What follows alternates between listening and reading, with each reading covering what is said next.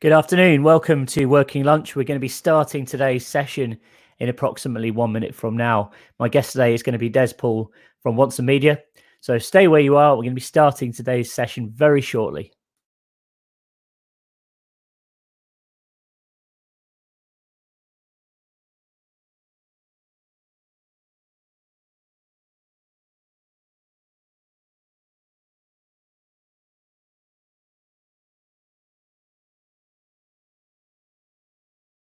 Hello, this is James Mulvaney. Welcome to Working Lunch.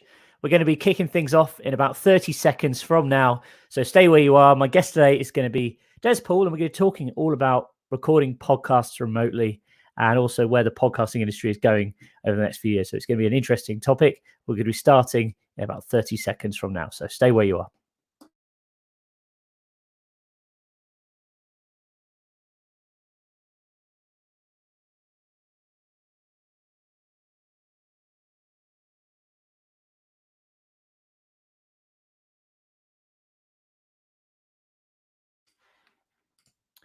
Hey guys, welcome along. My name's James Mulvaney and this is Working Lunch. We're going out live today across the LinkedIn network. Also, we're on Facebook and YouTube today as well. The concept of Working Lunch is really simple. Every Wednesday at 1 p.m. UK time, I speak to a different guest and they discuss 3 actionable strategies that you can implement immediately to assist you with growing your business, growing your team, or growing your audience. Each session is streamed live. So if you've got any questions for us today, please put them in the comments and they will be fed back to me. And we'll be doing a bit of a Q&A at the end. And also, you know, if you don't have time to watch today's session, you'll be able to watch the whole thing again on demand as well. So without further ado, my guest today is Des Paul. How's it going, Des? I think I might need to unmute you there. Sorry about that. How's it going? It's good. Thank you. Yeah, thanks for having me on. No problem. So you're executive producer at Once Media. I guess start off by telling us a bit about yourself, how you got involved with podcasting. Sure. So Once Media is my small production company that's been going for about 8 years. My background is broadcast media. So I used to work for various radio and TV stations, including what is now Global Radio, worked for MTV, Ministry of Sound and brands like that on the production and programming side. So the transition from radio to podcast has been reasonably easy, but along the way, I also moved into video content production. So the mainstay of WSM is branded and corporate content, and that is a mixture of video and podcasts. So you've got, obviously you come from a radio background. I think it'd be an interesting thing to sort of kick off. What are the key differences, do you think, between radio and podcasting? And do you think podcasting is becoming a threat to the radio industry? I think podcasting is an evolution of radio. They are different. I think there are a lot of advantages to podcasting. It's certainly, you know, in an age where we like to make sure that technology is in the hands of consumers and people can make their own content. Podcasting is a brilliant way of being able to do that. I think that the other good thing is that it doesn't have any of the restrictions that come with radio, and whether you're BBC or in the commercial sector, there are editorial policies and things like that you have to adhere to. In podcasts, you can just go and say, I want to record a podcast about something, I'm going to make it, and off it goes. I've always been a fan of audio. Audio is an underrated power in terms of what you can do with it. Video is great because we can see each other and all the rest of it, but actually audio is immensely powerful. And podcasting is giving an opportunity to anybody to be able to go and make content, however niche or mainstream it may be, about anything, and do it quite easily. I mean, you literally can do it with a phone. So yeah, absolutely. I think you make some good points there. Why do you think audio is so powerful? What's your perspective on that? It's the kind of analogy I use is that if you watch a horror movie with the volume turned down, it doesn't become as scary. You know, the fear in a horror movie is driven by the sound design and the silences and things like that. That's a good good way of explaining the power of audio. We are as humans, we listen, we talk, we communicate. All of that is audio based. You don't need to see someone to be able to do that. Being able to see somebody is an added bonus, but in reality it's about what we're hearing and what we're saying. So that defines audio. I think it's interesting as well. You know, we were speaking to each other as humans long before we were writing or anything like that. So, you know, it's been around for forever. All right, so we're here to talk today mainly about podcasting. So let's get into it. First of all, obviously, everyone's in the position at the moment where everyone's having to record remotely. If you had a podcast, even if, I mean, most of my podcast episodes have been recorded face to face, I kind of think it adds another dynamic, and it's good to, even if you're interviewing someone, it's good to actually be there with them. But, you know, obviously there are lots and lots of tools available. So what's your advice on kind of recording remotely, and how do people manage that process given the current circumstances?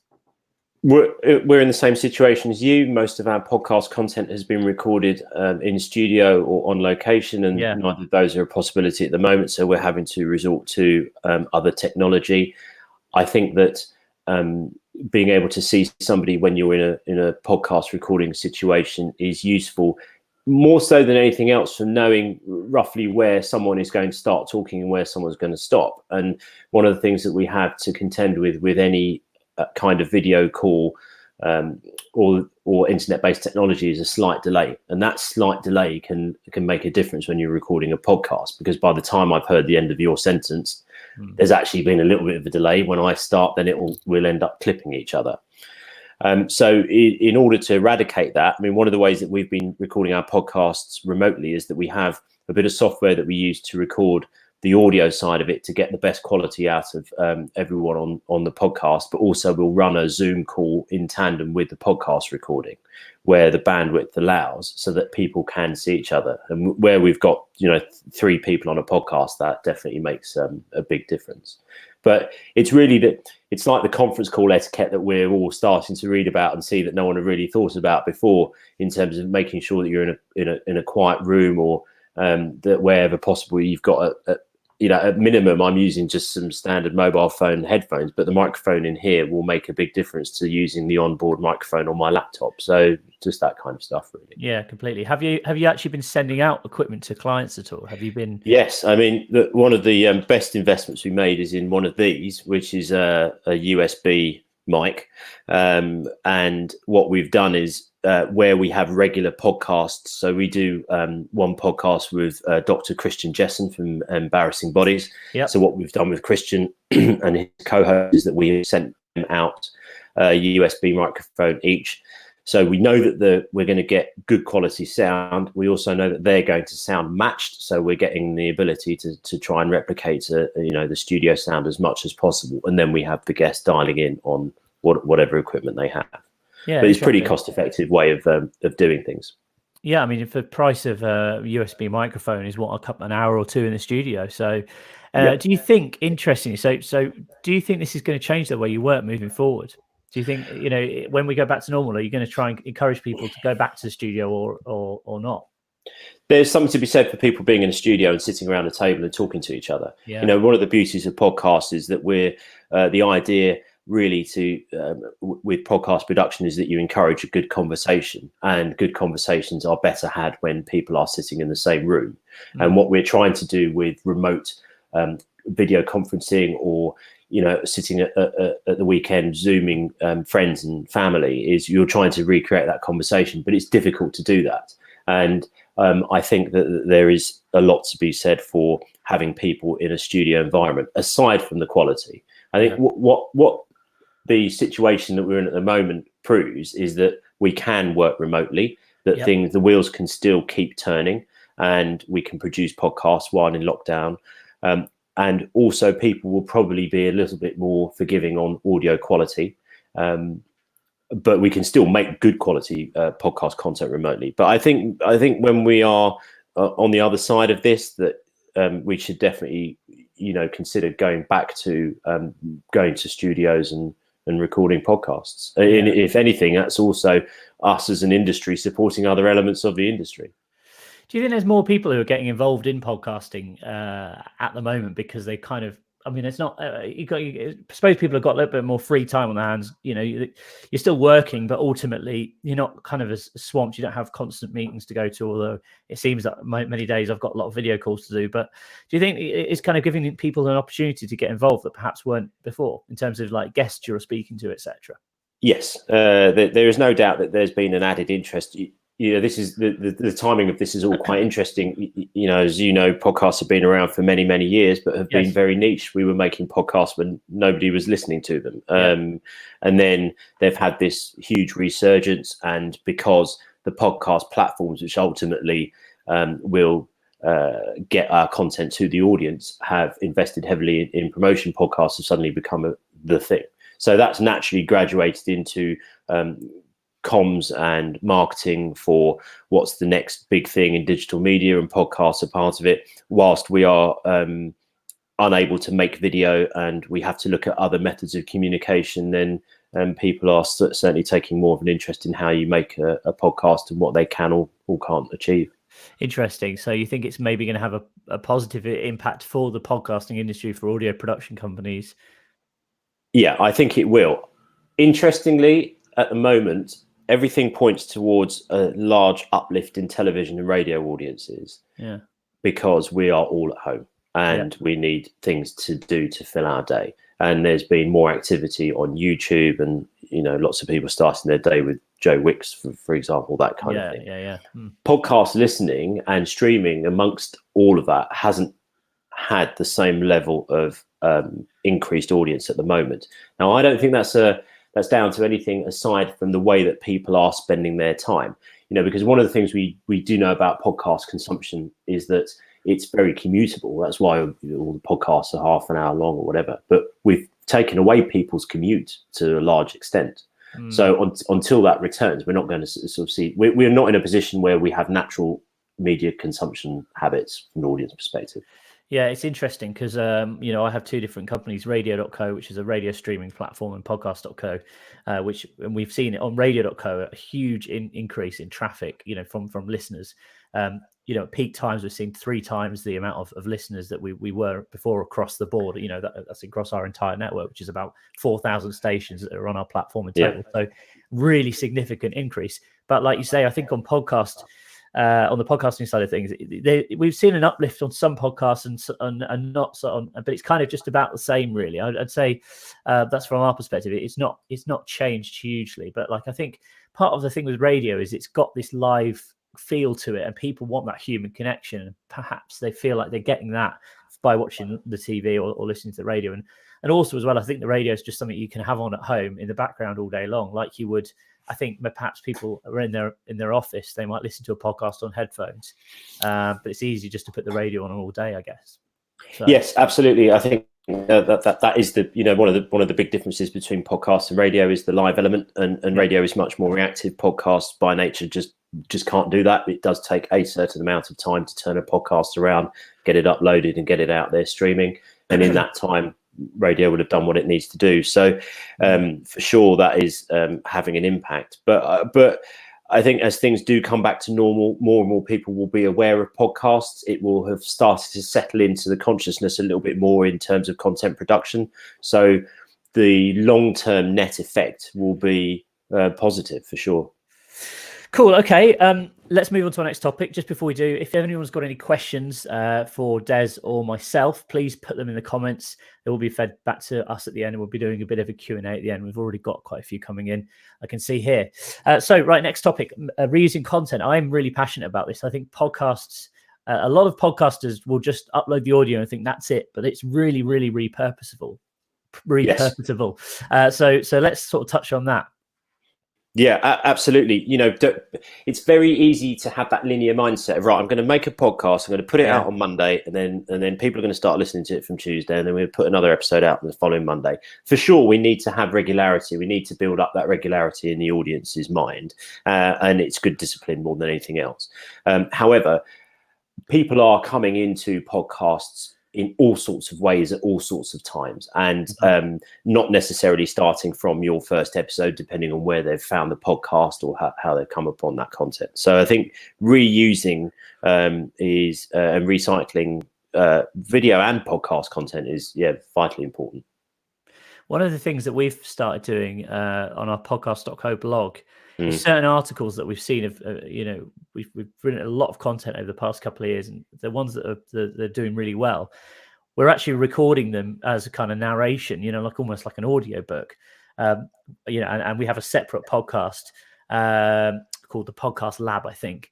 And we are basically seeing really good results with that. Just literally reading a blog post, and it's so easy. You spend time. Sometimes content team will spend a few days writing researching and writing a really good piece of long form content. So there's no reason why you can't just turn that into audio straight out. Yeah, and that sort of goes back to the free form of podcasts, because what is it? Well, generally spoken word. Yeah. That's kind of where it ends, because we can turn this into a podcast just by taking the audio track, or we can craft a podcast, or we can add a documentary element to it, or packages or whatever. So we can move it around in so many different forms, and a very base level, just reading something out and turning it into a podcast. Absolutely, why not? What's your strategy then when you take a new client on board? Do you kind of set a sort of deliverables, or would you just literally look at doing the episode, or would you say from this episode we'll also create this and this? It depends on there's probably two approaches to this. If I look at our corporate clients who are doing comms podcasts, it's really understanding why they want to do a comms podcast. Is it replacing a newsletter? Who are the type of people who are going to be involved, and what are the messages that they want to put out? Then we take that and we want to put that into a podcast format. And the podcast format isn't anything too scripted or heavy. We generally tend to only really write scripts for the intros and the outros of our podcasts, and the rest of it is just script notes. So before the recording, we'll have a quick chat about the key areas that we need to cover off, and then it's just making sure that we do get to those points in a natural way. In terms of how you measure that performance, that does depend on who the client is and where the podcast is being streamed. Absolute numbers in reach, like number of views, I don't think is necessarily the best metric, because one thing we do know about podcasts compared to video content is that the engagement rate is so much higher. And, where you have an average of 3/4 of your audience listening to a half-hour podcast from the very start to the very end, you're never going to get that in video. Absolutely. And then on the brand side of things, it's not a dissimilar model, but obviously when a brand's involved, they have their own agenda and their own messages to put across. What we have to do is find that balance of, okay, here's your brand, but let's not ram it down people's throats, because it could be a turn off. So it's then working the creative a bit more. And generally with that kind of content, it's probably down to the guests that we have on board, because bear in mind, there's still an appetite for podcasts that have well-known names in them. Yeah, okay. I'm interested to learn more about comms podcasts. So when you say comms podcast, you mean an internal podcast for stakeholder engagement, employee engagement, shareholder engagement, that sort of thing, is it? Yes, I mean it is. Probably focusing more on employee engagement. So we'll have one client that we're working with that may want to launch an initiative within their workforce. It might be to give you an example. We have one business we work with that is a UK business, but they have employees globally, and they want to have an effective way of communicating with them. And when they have new initiatives for employee engagement, they've found that podcasts have been very effective. It's just a case of people aren't reading, they don't read the newsletter anymore, or it's easy to ignore an email. So it's another email, right? The internal comms newsletters. I'll come back to that. Or if it's a video, you've got to then try and craft a video that's going to be interesting. And is it going to be man in suit against the London skyline? You want to do something better than that. And so podcasts have given them the ability to do this. It also goes back to what we were saying at the start about the power of audio. Yeah. When you sit and have a conversation with somebody in a room, and you can get them relaxed, and you will get the best out of that person. It's a lot easier to do that with a podcast when the only thing in the room, apart from the two people, is the microphone. We found over the years, and we still do video content for corporates, but when you go in with a camera crew, even if it's a 2-person crew, just having that camera there, it's amazing how people will become self-conscious. And when you become self-conscious, then your brain will naturally start to divert your attention into other areas, and it means that your thought process or the conversation will be affected. That's a very interesting point, actually, especially when you talk about doing internal comms podcast, because that's a very good sort of explanation as to, I've seen that so many times when you try and film people who aren't used to being filmed. They don't like it quite a lot of the time, but actually it's much more of a natural way if you can just record the conversation.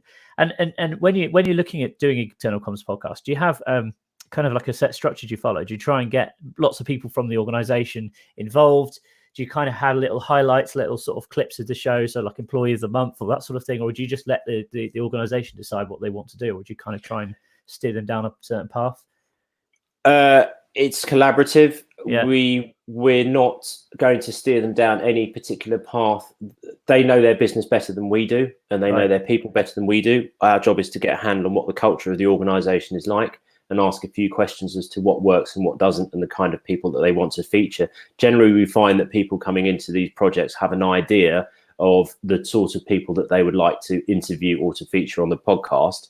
Our question then will always be, and this comes back to working in broadcast media, is who's the audience and how are we going to attract that audience, and working our concept back from there. Simplicity is key, and you really don't need to overproduce a podcast. We just need to get to a point where we can encourage people to talk about the subject that we want them to talk about, and getting that is challenging, because the natural approach to any kind of content production is, well, we'll make it look like this and we'll make it sound like that. We'll do this and we'll do that, and we'll run a package from here. No, let's just start with nothing and then build it up bit by bit and see what the demand is. That's interesting. So sort of see it as a progressive thing. All right. So to kind of finish off the discussions for today, and then take some questions. Quite a few interesting questions coming in. If anyone's got any questions, please put them in the comments. Obviously you mentioned you work with video as well. So what do you think the future of video looks like? Do you think this is going to sort of start overtaking videos? I think you made some very interesting points. There's obviously clear benefit in using audio, especially when it comes to talking to staff and stakeholders, etc. Yeah, it's an interesting one because we do video and podcasts. So on one hand, I'm going, well, podcasts are the future. And then on the other hand, what about video? There's a reality to it, which is that it is changing, and audio and podcasts are effective communication tools. And there is definitely a market for video because of the type of information you can put across. I think that will affect the type of video being made. Audio and podcasts for businesses is untapped potential at the moment. And you can't argue with the fact that if you think I've got to interview somebody important in the business and they haven't got a lot of time and we don't want to set up a camera crew and we don't want to do this, and it's really important that people engage in what they're saying, taking that person and creating a podcast from them gives you a better chance of getting some engagement back than making a video. So I think that has to impact our future thinking. The other thing is that I don't know what the practicalities are of making video in I was talking to a camera operator that we work with extensively last night about this, and how do you get people in a room? How do you practically manage that situation? So that will then have an impact about how safe people feel about being filmed, or what production will have. So I think the future for video short answer is it's going to change. I think so. I mean, again, I think having sort of Zoom calls or sort of setups like this are fine, but it's still not the same as if you've got like a proper HD camera there and multiple angles and everything. You can tell such a better story when you're working with a few different angles and you have B-roll, etc. It's very, very different. Yeah, I mean, recording, like, people will get Zoom called and Teamed out, I think. And I think everyone's starting to feel that a little bit by now. Putting your funny virtual background in and all the rest of it, it was all quite good fun, but I think it becomes quite tiresome quite quickly. The other thing is that in the situation that we're in now, having the two of us having a chat is fine. If there are four of us having a conversation, it goes back to that old audio conference call scenario whereby the reality of any multiple conversation is that only two people can talk to each other within that. So even if there are four people in the room, it's only one person talking, another person listening. Moving around that is very difficult. Yeah, so I completely agree. All right, so let's take some questions, some really good ones here. Start off with this is from Sean. Which USB mic do you recommend, Des? Okay, I'm not being paid for this, by the way. We've had to buy these mics along with everything else. So the one that I recommend is this, which is a Rode NT USB microphone. They do two. They do a bigger one and this one. This is the baby. It's about 100 quid, and we bought a load of these. And this is the last one I've got because all the others have been shipped out to various guys who we do podcasts with. Yeah, and it's class compliant. So that just means you can plug it in your USB port. No drivers required, no software required, and off you go. And it also has a headphone port in it, so you can play back audio, or you can listen back to the audio directly through the mic. So that's my recommendation for that. Yeah, we've got one of those as well. I've used it when I've been on the road, and it's a good mic. It sounds decent, and like you say, the headphone port, it actually acts like a sound card, so you can actually have. So like if we're having a conversation like we are now, you can actually not just monitor yourself, but monitor what effectively is going out through your computer speakers without. And it's always really important to wear headphones when you're doing this because again, rookie mistake. Don't try and record without headphones. No, I mean headphones. I can't stress the importance of earphones or headphones on any kind of internet-based video or audio calling system because of the delay. And my partner she's downstairs at the moment. She spends a lot of time on Teams calls, and for the first week we were here, it's like get them to wear some headphones because you can hear this horrendous echo sort of coming back down the line. The more people on the call, the worse it becomes as well. It can get really hairy, can't it? Exactly. Okay.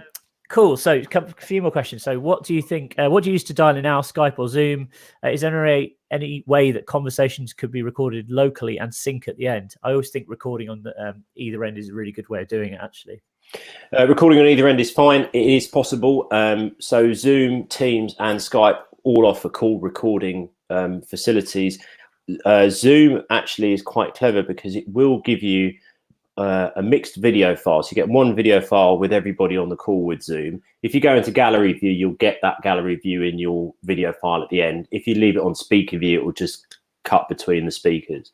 But it gives you separate audio files, which is great because if you are wanting to post-produce it in any way or turn it into a podcast, the ability to play around with those separate individual audio files is brilliant.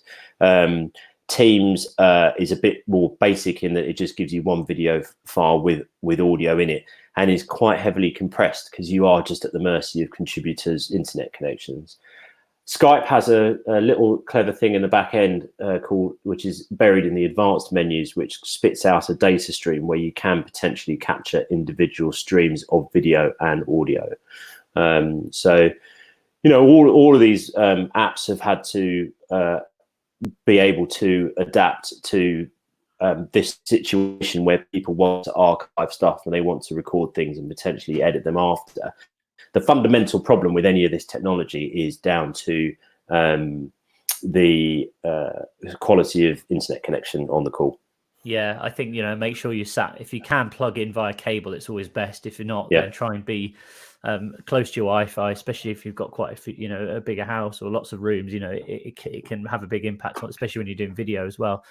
There's another couple of tools that I use, which cleanfeed.net, which is really good, and Zencaster. That's what we use. Yes, so we use two for our broadcast stuff because we do a bit of radio as well, and the radio side of things we use something called IPDTL, which was designed by some BBC engineers, and you can tell because it's got lots of buttons on there. You go, well, they're based in Manchester as well. Actually, we've met them before. Yeah, he's a nice guy.